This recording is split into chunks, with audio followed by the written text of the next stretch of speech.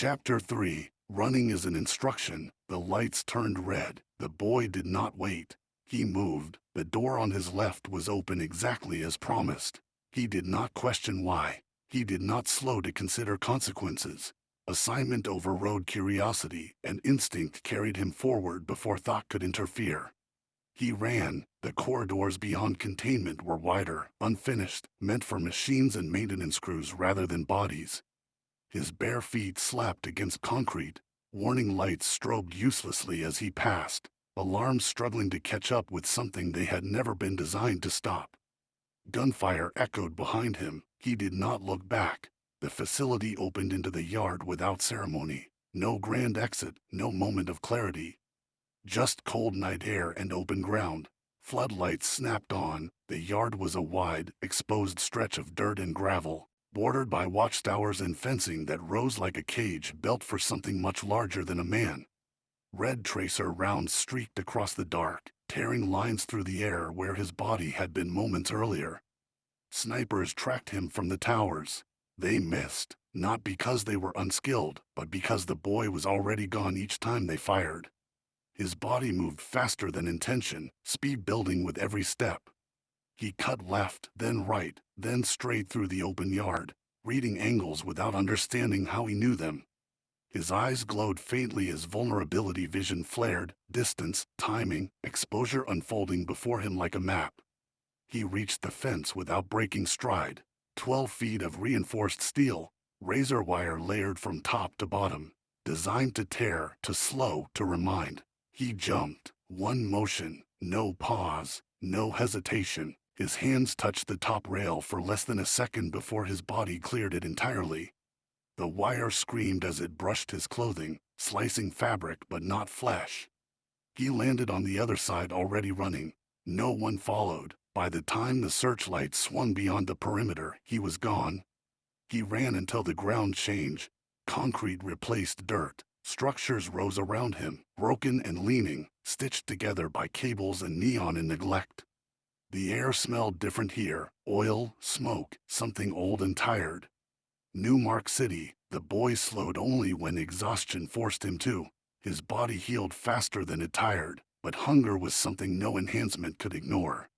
He dug through trash, not frantically, not desperately, methodically. His hands sifted through refuse, pulling aside broken packaging, spoiled food, discarded clothing. Dirt coated his skin, mud clung to his legs. His black and white hair hung in tangled strands, stiff with grime. The facility uniform still clung to him, gray, torn, marked, Subject 476. The numbers were half covered in mud now, but still visible. He had been there a while, long enough for the night to settle into quiet pockets between sirens. Long enough for hunger to outweigh alertness. That was when the dogs noticed him. A low rumble carried through the alley, not a growl, but a warning. Controlled, measured, the boy froze. A low sound rolled through the alley, not a growl, but a warning shaped by discipline. 2 dogs stepped into view.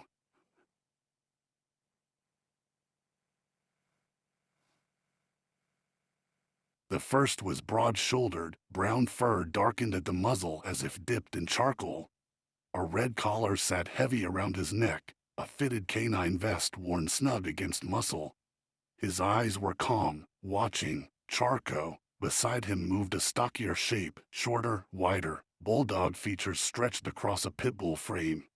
Her underbite exposed 2 protruding fangs even as she remained still. A pink collar marked her against the dark, her own canine vest scarred from use. Rico. They did not advance, they assessed. Behind them stood a man in a long trench coat, rain collecting along its seams. A tactical vest rested beneath it, molded to his frame from long familiarity. A heavy revolver was strapped to his chest, but his hands were nowhere near it. He looked at the boy, really looked. The dirt ground into his skin, the torn uniform, the number half buried in mud. Subject 476.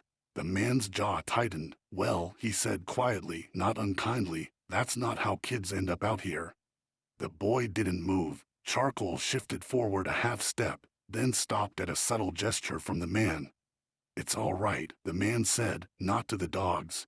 To the boy. They won't touch you." He crouched slowly, keeping his movements open, deliberate. "I'm Quail," he said.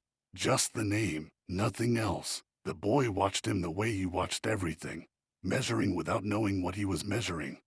Quail reached into his coat, slow enough to be boring, and pulled out food. He set it on the ground between them, then pushed it closer with 2 fingers. "You look like you've been digging through trash longer than anyone should," Quail said. "That ends tonight." The boy hesitated, then he reached for the food.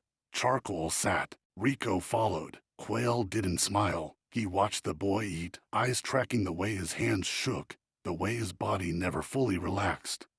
"You don't belong on the street," Quail said after a moment. "And you don't belong to whoever put that number on you." The boy's eyes flickered faintly. Not fear, recognition. Quail noticed. Something hardened behind his eyes, not anger directed at the child, but at the unseen people who had made him this way. "I don't know what you ran from," Quail said, "and you don't have to tell me." He shrugged out of his trench coat and placed it gently around the boy's shoulders. "But I know what it looks like when someone's been used."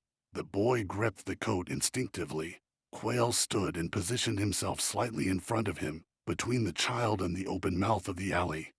"You're coming with me," he said, not as an order, as a certainty, somewhere warm, somewhere off the street. Sirens wailed distantly. The dogs stayed still. For the first time since the lights had turned red, no one was giving the boy an assignment. And no one was asking for anything in return.